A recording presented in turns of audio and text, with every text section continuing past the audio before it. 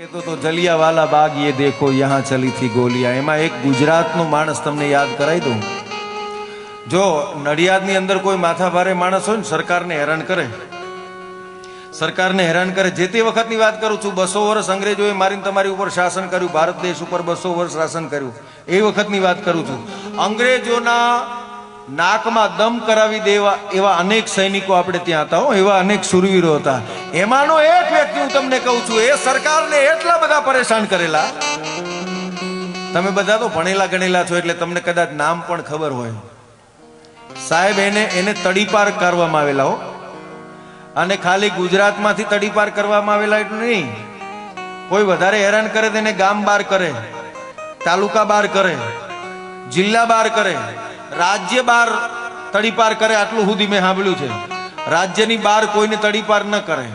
પણ દેશ જ્યારે આઝાદ નતો, 200 વર્ષ સુધી ગુલામી મેં તમે ભોગવી, એ સમય દરમિયાન મારા તમારા દેશને આઝાદ કરવા માટે થઈને અંગ્રેજોને હેરાન પરેશાન, એ સરકારને તોડી પાડવા માટે થઈ, એ સરકારને ભગાડવા માટે થઈને આ દેશના અનેક યુવાનોએ કામ કર્યા। એમાં ખાલી તાલુકામાંથી તડીપાર નહીં, જિલ્લામાંથી તડીપાર નહીં, રાજ્યમાંથી તડીપાર નહીં। સાંભળજો કેવા સુરવીર થયા છે એની વાત કરું। ખાલી રાજ્યમાંથી નહીં, દેશમાંથી તડીપાર નહીં। એક દેશમાં, 2 દેશમાં, 3 દેશમાં નહીં, 30 દેશમાંથી જેને તડીપાર કરવામાં આવ્યા હતા, એવા ડોક્ટર શ્યામજી કૃષ્ણ વર્મા મારા અને તમારા દેશ માટે થઈને કામ કરી ગયા। 30 દેશ।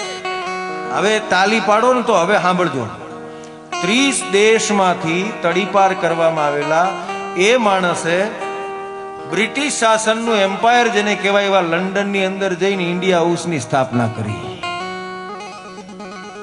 લંડનમાં જઈને ઇન્ડિયા હાઉસની સ્થાપના કરી અને કેતનભાઈ ત્યાં જાહેરાત કરી કે દેશ વિદેશમાંથી અહીંયા ભણવા આવતા છોકરાઓને, દેશ વિદેશમાંથી અહીંયા ભણવા આવતા છોકરાઓને જો ભારત દેશ માટે કામ કરવું હોય તો ઇન્ડિયા હાઉસમાંથી સ્કોલરશિપ આપવામાં આવે છે। આવા મરદ માણસોને સાહેબ લંડનની અંદર લંડનની અંદર ડોક્ટર શ્યામજી કૃષ્ણ વર્માએ અને આખી જિંદગી યુદ્ધ કર્યું અંગ્રેજોની સામે।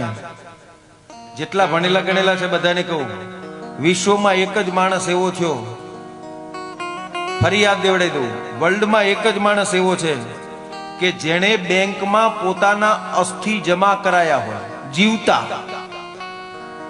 લંડનની બેંકમાં જીવતા જઈને ફી ભરી કે હું મરી જાઉં પછી મારા અસ્થિ તમારે બેંકમાં રાખવાના। સાંભળજો યુવાન દોસ્તો, બેંકમાં જઈને જાતે ફી ભરી હોય એવો વર્લ્ડનો એક જ માણસ ડોક્ટર શ્યામજી કૃષ્ણ વર્માએ લંડનની અંદર બેંકમાં જઈને કીધું, આ મારા અસ્થિ તમે બેંકમાં જમા કરો। અને એ વખતે વીલ કર્યું, ગઢવી સાહેબ વીલ કર્યું। કેવું વીલ કર્યું? સ્વતંત્ર ભારતનો કોઈ પણ નાગરિક આવે એને મારા અસ્થિ આપી દેજો। એને વિશ્વાસ કેટલો હશે કે મારો દેશ સ્વતંત્ર થશે? મારા વાળા,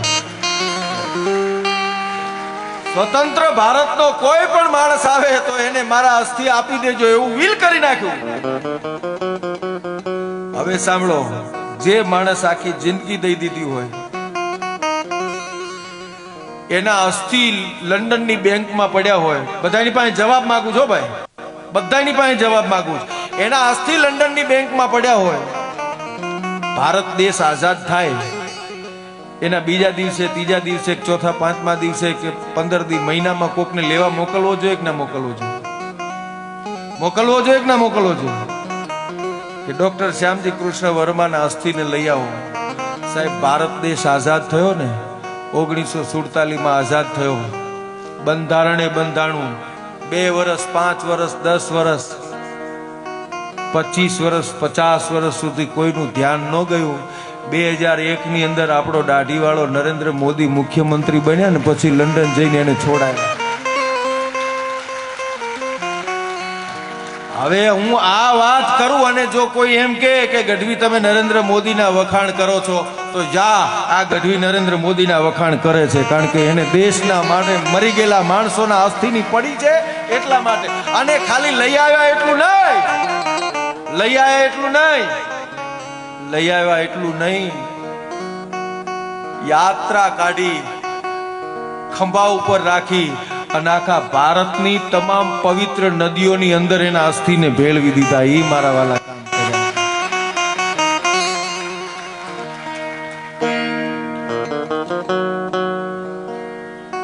કોઈના વખાણ કરવાનો ઈજારો છે જ નહીં, પણ આ વાત ના કરવું